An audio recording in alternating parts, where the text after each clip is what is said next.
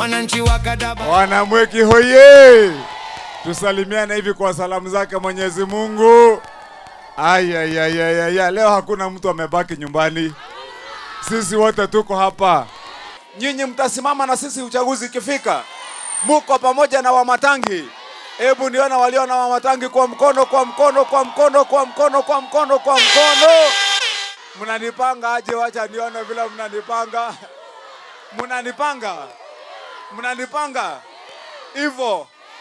Basi na mimi niko chonjo. Kwa hivyo